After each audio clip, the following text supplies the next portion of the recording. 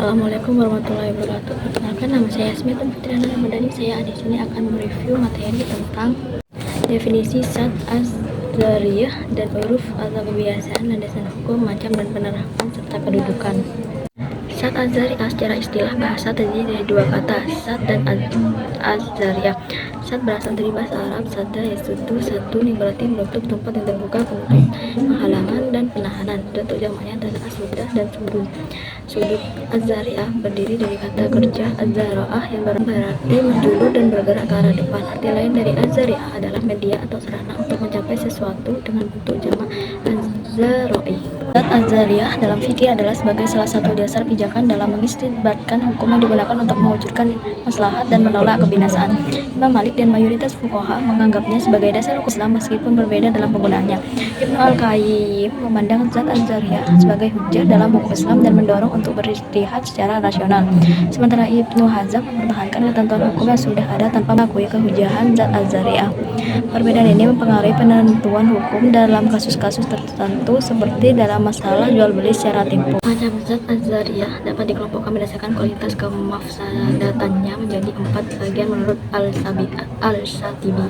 Yang pertama, membawa pada kerusakan pasti. Yang kedua, membawa pada kerusakan sesuai kebiasaannya. Yang ketiga, membawa pada perbuatan terlarang sesuai kebinasaannya. Dan yang keempat, yang jarang membawa pada kerusakan atau pelarangannya.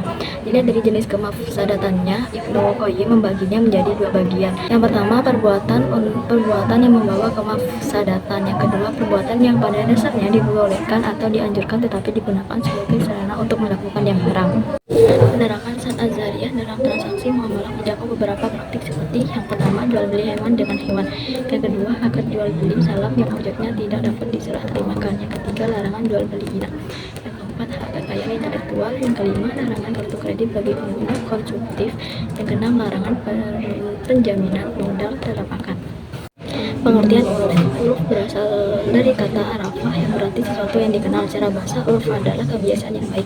Dalam pengertian fuqaha, uruf adalah segala sesuatu yang menjadi kebiasaan masyarakat dan dilakukan secara berulang-ulang, baik berupa perkataan maupun perbuatan yang baik. Saat penggunaan uruf adalah suruhan Allah dalam Al-Quran untuk mengajarkan yang ma'ruf yang mengacu pada kebiasaan baik dan dianggap berguna bagi kemaslahatan masyarakat. Kedudukan uruf dalam hukum Islam adalah sebagai dasar dalam menetapkan hukum yang berkaitan dengan muamalah atau urusan dunia selama tidak bertentangan dengan syariah. Para ulama sepakat bahwa uruf yang sahih dapat digunakan sebagai dasar hukum, terutama ketika syariat tidak memberikan ketentuan yang jelas atau mutlak.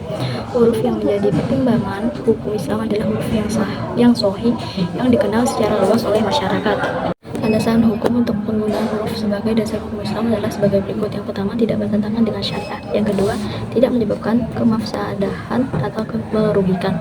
Yang ketiga, telah umum dikenal di kalangan kaum muslim. Yang keempat, tidak berlaku dalam ibadah. Yang kelima, telah menjadi kebiasaan umum sebelum ditetapkan sebagai dasar hukum. Para ulama termasuk Imam Al-Shatibi dan Ibnu Qayyim Al-Jauziyah memperbolehkan penggunaan uruf dalam muamalah dengan catatan bahwa tidak ada nas yang menjelaskan hukumnya dan setelah memenuhi syarat-syarat tersebut.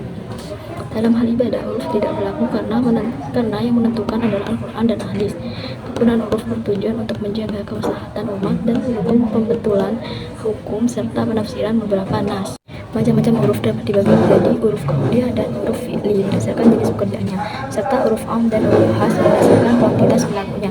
Uruf qauliyah adalah kata atau istilah yang memiliki makna khusus dalam sebuah komunitas, sementara uruf fi'li adalah pekerjaan atau aktivitas yang sudah menjadi norma sosial. Uruf am adalah kebiasaan yang berlaku secara menyeluruh tanpa batasan waktu atau geografis. Sementara uruf khas adalah kebiasaan yang hanya berlaku di kawasan atau golongan tertentu. Secara umum, uruf dibagi menjadi uruf sahih yang sesuai dengan syariah dan uruf fasid yang bertentangan dengan syariah. Penerapan uruf dalam aktivitas ekonomi Islam memperhatikan prinsip-prinsip ekonomi Islam tanpa bertentangan dengan syariat. Karakteristik hukum Islam yang universal dan kontekstual memperhatikan tradisi, kondisi sosial, dan budaya masyarakat dalam penentuan hukum.